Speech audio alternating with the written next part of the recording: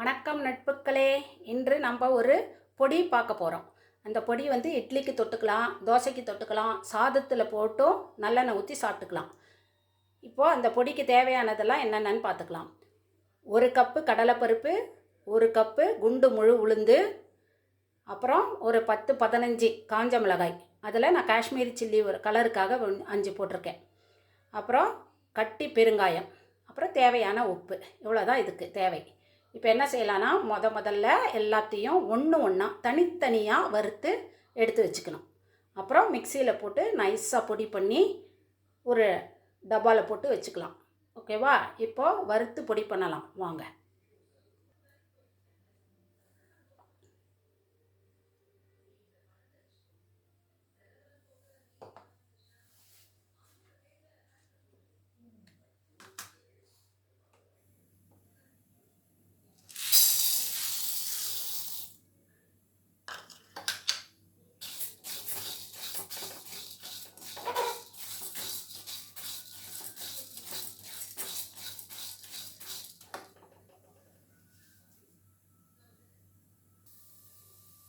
நல்லா செவக்க வறுத்துக்கணும். ஸ்லோவில் வச்சு தான் வறுக்கணும்.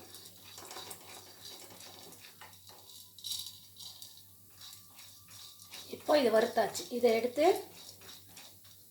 அதில் கொட்டி வச்சுட்டு அடுத்தது வறுக்கலாம். அடுத்தது உளுத்தம்பருப்பை வறுத்துக்கலாம். இதுவும் நல்லா கலர் சேஞ்ச் ஆகிற அளவுக்கு சிம்லேயே வச்சு பொறுமையாக வறுத்துக்கலாம்.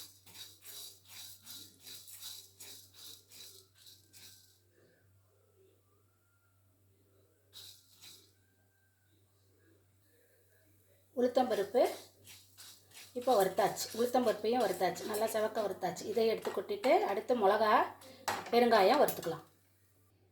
அடுத்து கொஞ்சமாக எண்ணெய் ஊற்றிட்டு பெருங்காயம், உப்பு, தேவையான அளவு உப்பு, மிளகாய் எல்லாத்தையும் போட்டு வறுத்துக்கலாம்.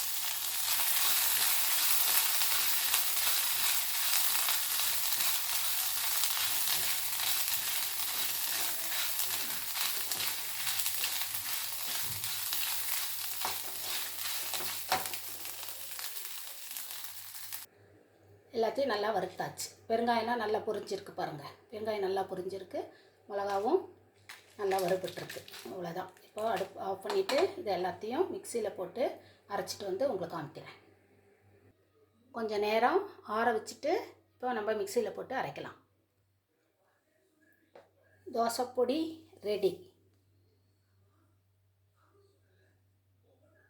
நீங்களும் இந்த மாதிரி பொடி செய்து சாப்பிடவும், உங்கள் கருத்துக்களை தெரிவிக்கவும். நன்றி, வணக்கம்.